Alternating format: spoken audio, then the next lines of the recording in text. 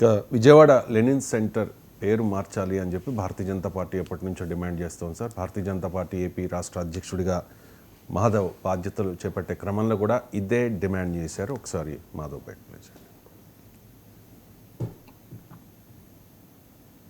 ఇవాళ ఆ యొక్క ప్రాంతం పేరు లెనిన్ సెంటర్ గా నామకరణం చేయడం జరిగింది. లెనిన్ కి మన ప్రాంతానికి ఏమిటి సంబంధం అని అడుగుతున్నాను. ఆ సెంటర్ కి విశ్వనాథ సత్యనారాయణ గారు పెట్టాలి అని చెప్పి మా యొక్క కోరిక. ఇవాళ ఆ యొక్క ప్రాంతం పేరు లెనిన్ సెంటర్ గా నామకరణం చేయడం జరిగింది. లెనిన్ కి మన ప్రాంతానికి ఏమిటి సంబంధం అని అడుగుతున్నాను. ఆ సెంటర్ కి విశ్వనాథ సత్యనారాయణ గారు పెట్టాలి అని చెప్పి మా యొక్క కోరిక. మాధవ్ డిమాండ్పై వామపక్షాలు కూడా రియాక్ట్ అవుతూ ఉన్నాయి సార్. అది ఎవరో పెట్టిన పేరు కాదు, అది కాలక్రమంలో ప్రజలు పెట్టుకున్న పేరు అని చెప్పేసి. ఏం సార్ సెంటర్ పేరు మార్చాలి అంటూ ఉన్నారు. విజయవాడలో మీకు లెనిన్ విగ్రహం పెట్టిన తర్వాత ఆ ప్రాంతాన్ని లెనిన్ సెంటర్గా పిలిచారు. వాస్తవంగా మీకు విజయవాడలోనే బీసెంట్ రోడ్ ఉంది, చాలా ఫేమస్ రోడ్. మీకు బీసెంట్ రోడ్ ఇది బందర్ రోడ్డు ఏలూరు రోడ్లను కలిపే రోడ్. ఐ థింక్ నేను 20 ఏళ్ల క్రితం 85లో ఉన్నాను, 40 years క్రితం ఏడాది పాటు ఉన్నాను. సో ఆడ మాంటిసోరీ కళాశాలలో 1 year లెక్చరర్గా పనిచేశాను. నేను రోజు ఆ బందర్ రోడ్ మీద ప్రయాణం చేసేవాడిని, బీసెంట్ రోడ్ మీదకి వెళ్ళి భోజనం చేసేవాడిని అక్కడికి. సో మరి బీసెంట్ రోడ్డు ఎవరి పేరు మీద ఉంది, పోనీ ఆమె స్వాతంత్ర సమరయోధురాలు అని బీసెంట్ పేరు మీద ఉంది అని అనుకున్నాను. సో మీకు పవన్ కళ్యాణ్ బీజేపీ మిత్రపక్షం కదా, ఆయన ఎవరు నాకు స్ఫూర్తి అంటాడు, చేగువేరా. మరి చేగువేరా ఎక్కడి వాడు? ఆయనకి ఏం భారతదేశం వాడా చేగువేరా ఎక్కడో లాటిన్ అమెరికా అతను కదా. చేగువేరా లెనిన్ సిద్ధాంతాలతో స్ఫూర్తి పొందిన వ్యక్తే తప్ప మీకు శ్యామప్రసాద్ ముఖర్జీ, దీన్ దయాళ్ ఉపాధ్యాయ సిద్ధాంతాలతో స్ఫూర్తి పొందలేదు కదా పవన్ కళ్యాణ్ తమ మిత్రుడైన పవన్ కళ్యాణే లెనిన్ అనుచరుడు, లెనిన్ సిద్ధాంతాలను నమ్మిన చేగువేరా స్ఫూర్తి పొందాడు. ఇప్పటికి కూడా ఇది ఈవెన్ టుడే పవన్ కళ్యాణ్ అంటే నాకు చేగువేరా స్ఫూర్తి అంటాడు. పవన్ కళ్యాణ్ ఇది ఆనెస్ట్ దాట్. మరి చేగువేరా స్ఫూర్తి ఎందుకు నీకు? చేగువేరా స్ఫూర్తి పొందిన వ్యక్తితో మీకెందుకు పొత్తు అని ఎవరైనా అడిగితే ఎట్లా? అయినా బీజేపీ రాష్ట్ర అధ్యక్షుడికి చాలా వర్క్ ఉంది. మీకు విశాఖపట్నం స్టీల్ ప్లాంట్ కాపాడాలి, దానికి ఒక క్యాప్టివ్ మైన్ సాధించి పెట్టాలి. మీ కాకినాడ వద్ద విభజన చట్టం ప్రకారం రిఫైనరీ ప్రాజెక్ట్ రావాలి, కడపలో స్టీల్ ప్లాంట్ తేవాలి, అమరావతికో 50,000 కోట్ల రూపాయలు డబ్బు తీసుకురండి. ఇప్పటివరకు ఇచ్చింది అప్పే 10,000-15,000 కోట్లు. సో అప్పులతో అమరావతి కట్టుకోవాల్సిన కర్మ ఆంధ్రప్రదేశ్ ప్రజలకు ఎందుకు? ఓ 50,000 కోట్ల గ్రాంట్ ఇప్పియండి. అలాగే విజయవాడలో మంచి మెట్రోకు కేంద్రం నుంచి ఇప్పియండి, విశాఖలో మెట్రోకి ఇప్పియండి. ఎందుకంటే బెంగళూరుకు కొచ్చిన్కు ఇచ్చింది కదా కేంద్రము, మా విజయవాడకి ఎందుకు ఇవ్వరు, విశాఖకి ఎందుకు ఇవ్వరు? గుజరాత్లో గిఫ్ట్ సిటీ లాగా విశాఖపట్నాన్ని ఫిన్టెక్ వ్యాలీ చేయాలన్నది చంద్రబాబు నాయుడు కళ. విశాఖను ఫిన్టెక్ వ్యాలీ చేసేందుకు మీరు గిఫ్ట్ సిటీకి ఇచ్చిన కన్సెషన్స్ విశాఖపట్నంకి ఇప్పించండి. మీరు చంద్రబాబు నాయుడు ఒక గొప్ప ఆశయంతో ముందుకు పోతున్నాడు, క్వాంటమ్ వ్యాలీగా అమరావతిని మారుస్తాను అని. ఆయన జూబ్లీ హిల్స్, ఆయన సైబరాబాద్ ప్రాంతాన్ని సృష్టించిన రోజు ఎవరు ఏమన్నా ఇవాళ వెనక్కు తిరిగి చూస్తే ఇన్ఫర్మేషన్ టెక్నాలజీ రంగంలో చంద్రబాబు నాయుడు వేసిన పునాదులు కాస్త ఇవాళ వటవృక్షాలై ఫలాలిస్తుంటే లక్షలాది మంది మధ్యతరగతి కుటుంబాలు ఇప్పటికీ చంద్రబాబు నాయుడు గుర్తు చేసుకుంటారు కదా. ఇప్పటికీ కూడా అమెరికాలో ఉన్నవారు గుర్తు చేసుకుంటారు కదా. నాకు ఇప్పటికి గుర్తు, నా కొడుకు పెళ్లి కార్డు ఇవ్వడానికి చంద్రబాబు నాయుడు ఇంటికి వెళ్తే ఆయన అన్నాడు, ఏం చేస్తున్నారు నాగేశ్వర గారు మీ అబ్బాయి అంటే, ఇట్లా గూగుల్లో చేస్తున్నాడు సార్ అన్నాడు.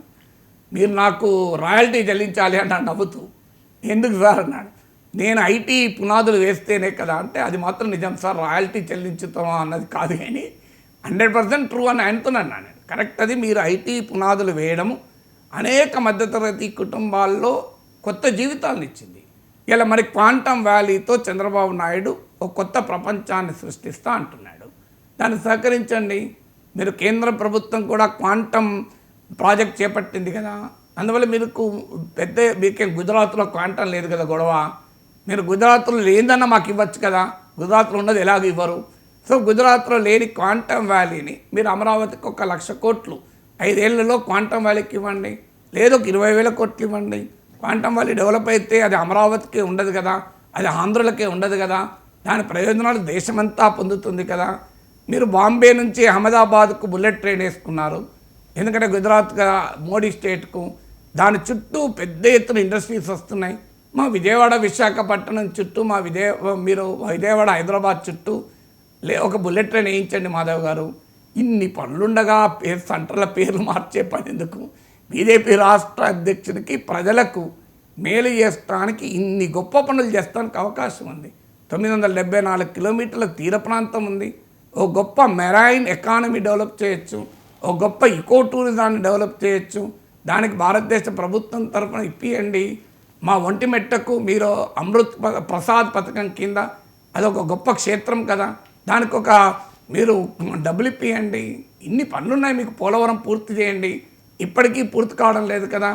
మీరు బనకజర్ల ప్రాజెక్టును ఉంటున్నాడు తెలంగాణ ప్రభుత్వాన్ని, ఆంధ్రప్రదేశ్ ప్రభుత్వాన్ని ఇద్దరిని కూర్చుండబెట్టి మీకు ఇద్దరికీ నష్టం కాకుండా గోదావరి మిగులు జలాల్ని వరద జలాలు వాడుకునేలా ఒప్పందం కుదిర్చి బనకజర్లకు 70,000 కోట్లు ఇవ్వండి. దాన్ని కూడా జాతీయ ప్రాజెక్టుగా చేపట్టండి. ఇన్ని పనులున్నాయి మాధవ్ గారు. ఈ పేర్లు మార్చుకునే పని ఎందుకు? దీనివల్ల ఏంటి ప్రజలకు? దాన్ని నువ్వు లెనిన్ సెంటర్ అన్నా విశ్వనాథ సెంటర్ అన్నా ఏం తేడా వస్తుంది ప్రజలకు?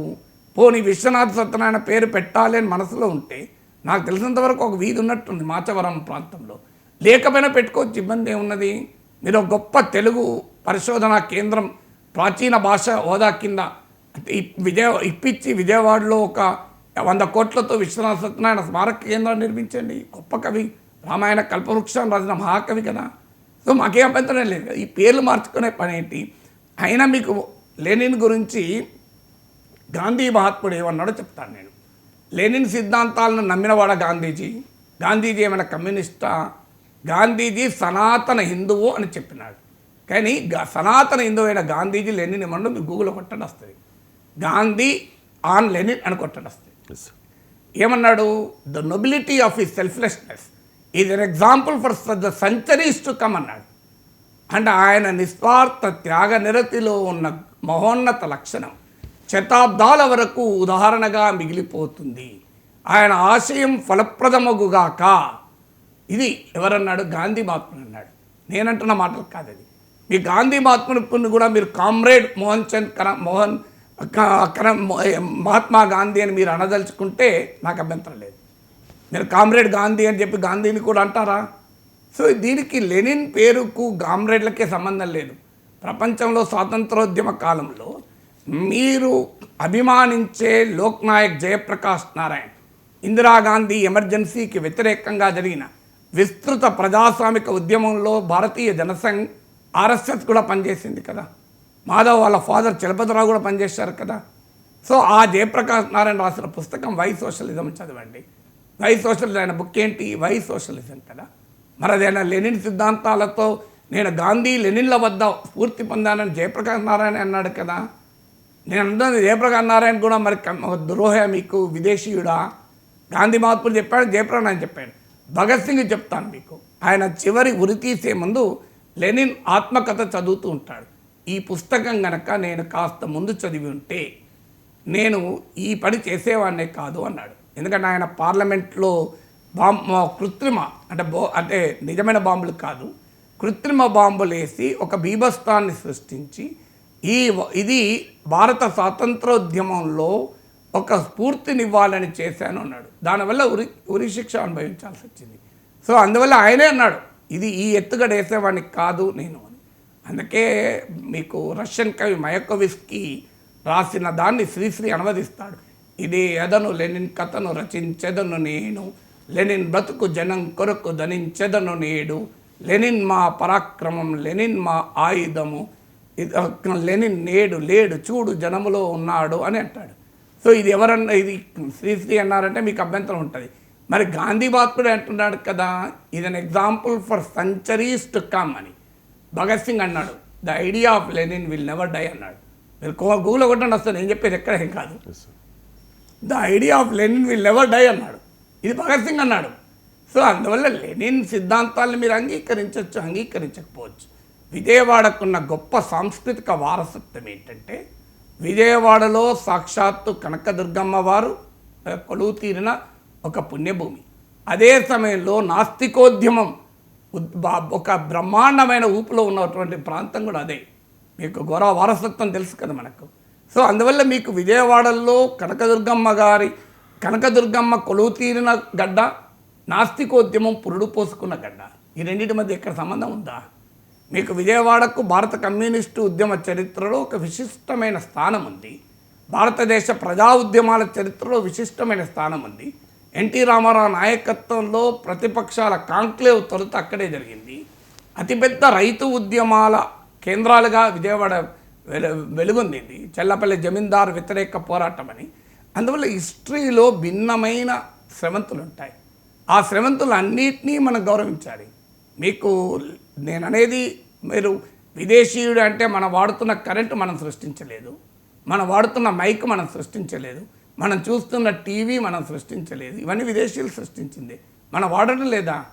మన మన మన మన మన కంప్యూటర్ మనం సృష్టించామా? మనం సృష్టించలేదు కదా. అందుకే ఉపనిషత్తులు ఏమన్నాయి? ఉపనిషద్ వాక్యం మళ్ళీ మాధవ్ గారు అంగీకరిస్తాడు కదా. సో ఉపనిషద్ వాక్యం ఏంటి? మంచి ఆలోచనలు అన్ని వైపుల నుంచి రానివ్వండి అన్నారు. భారతీయత ఏంటంటే వసుదైక కుటుంబం. ఈ విషయంలో ఎక్కడ ఏ ఆలోచన ఉన్నా అది అందులో ఏది మనకు అంగీకారమైనా దాన్ని ఆహ్వానిస్తాం, అంగీకారం కానీ వదిలేస్తాం. So Indian cultural history, Indian philosophical legacy ఏంటంటే ది ఆర్గ్యుమెంటేటివ్ ఇండియన్. మీకు మాధవాచార్యులు రాసిన సర్వధర్మ సంగ్రహంలో, మాధవాచార్యులు ఏమీ నాస్తికుడు కాదు కదా, ఆయన రాసిన సర్వధర్మ సంగ్రహంలో హిందూ థాట్లో భాగంగా మీకు లోకాయుత చార్వాకుల్ని కూడా చెప్తాడు. అంటే భౌతికవాదము కూడా హిందూ థాట్లో భాగం అంటాడు, భావవాదమే కాదు. అంటే మెటీరియలిస్టిక్ ఫిలాసఫీ, మార్క్స్ లెనిన్లు నమ్మిన మెటీరియలిస్టిక్ ఫిలాసఫీ ఇండియన్ ఫిలాసఫికల్ ట్రెడిషన్లో మీకు చార్వాకా సిద్ధాంతం పేరిట ఆ 1000 సంవత్సరాల క్రితమే ఉంది. మార్క్స్ లెనిన్లు చెప్పిన మెటీరియలిస్టిక్ ఫిలాసఫీ. సో మీకు మెటీరియలిస్టిక్ ఇంటర్ప్రిటేషన్ ఆఫ్ హిస్టరీ, చారిత్రక భౌతికవాదం, గతితార్కిక భౌతికవాదం అనే దానికి ప్రాతిపదిక. ఆ సిద్ధాంతాల మూలాలు మీకు భారతీయతలో ఉన్నాయి. దాన్ని మాధవాచార్యులు సర్వధర్మ సంగ్రహంలో పేర్కొన్నారు. అంటే హిందూ థాట్ యొక్క గొప్పతనం ఏంటంటే హిందూయిజం ఎన్కంపాసెస్ ఈవెన్ ఎథిజం. నాస్తికవాదము, చార్వాకవాదము, అసలు దేవుడే లేడన్న భావనను కూడా హిందూ ధర్మంలో భాగమే. అంత గొప్పది హిందూ ధర్మం అనేది. అందువల్ల హిందూ కల్చర్ యొక్క గొప్పతనం అది. మీకు ద్వైత, అద్వైత, విశిష్ట ద్వైత, సాంఖ్య, యోగ, మీమాంస, బౌద్ధ, జైన, ఇన్ని రకాల తాత్విక చింతనలు పరవళ్ళు తొక్కినటువంటి పవిత్ర భూమి భారత భూమి. సో మనకు లెనిన్ సెంటర్ పేరు పెడితే భారతదేశంలో ఏదో లెనినిజం వచ్చేస్తున్న భయం పడాల్సిన అవసరం లేదు. భారతీయత గొప్పతనమే అన్ని తాత్విక చింతల్ని భారతీయత ఆహ్వానిస్తుంది. అన్ని తాత్విక ఆలోచన స్రవంతుల్ని భారతీయ సాంస్కృతిక వారసత్వంలో ఇమిడ్చుకుంటుంది. అది భారతీయత. అందువల్ల దాని మీద వివాదాలు సృష్టించి దీని పేరు మార్చడం, దాని పేరు మార్చడం కన్నా నా సలహా ఏంటంటే మెట్రో రైలు విజయవాడకు సంపాదించి దీన్ దయాళ్ ఉపాధ్యాయ మెట్రో అని పెట్టండి. విశాఖపట్నానికి మెట్రో సంపాదించి చలపతిరావు మెట్రో అని పేరు పెట్టుకుందాం. సో ఆయన ఆ నగరానికి చేసిన సేవలకు గుర్తుగా. అలాగే మీకు శ్యామప్రసాద్ ముఖర్జీ పేరు పెట్టుకుందాం. మీకు ఒక పెద్ద అమరావతికి ఒక క్వాంటమ్ వ్యాలీ మీరు శాంక్షన్ చేసి 50,000 కోట్లు శ్యామ్ ప్రసాద్ ముఖర్జీ క్వాంటమ్ వ్యాలీ అని పెడదాం, అభ్యంతరం లేదు. విశ్వనాథ సత్యనారాయణ పేరిట ప్రాచీన తెలుగు భాషకు 1,000 కోట్లు ఇప్పించి విశ్వనాథ పేరిట పరిశోధన కేంద్రం పెడదాం. సో అందువల్ల విశ్వనాథ సత్యనారాయణ చాలా గొప్పవాడు కదా, మామూలు విషయం కాదు కదా.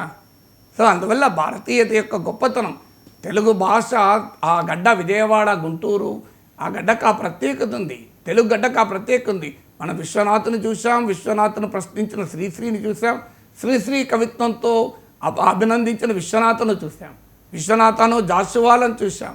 మీకు జాషువాకు అవార్డు వచ్చిన రోజు విశ్వనాథ సత్యనారాయణ అడుగుతారు, ఇద్దరు ఒకటేసారి వస్తే అవార్డు వస్తే విశ్వనాథ సత్యనారాయణ అడిగితే ఏమో ఈ ప్రభుత్వాలకు గుర్రానికి గాడిదలకు తేడా తెలవడం లేదు అంటాడు.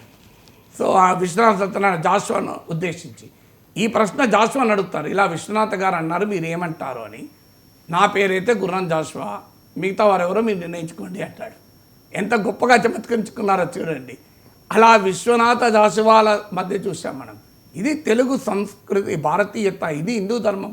అందువల్ల భిన్నమైన ఆలోచన దృక్పథాలకు ఒక గడ్డగా, ఘర్షణకు గడ్డగా ఆర్గ్యుమెంటేటివ్ ఇండియన్ అని అమర్త్యన్ పుస్తకం రాస్తాడు.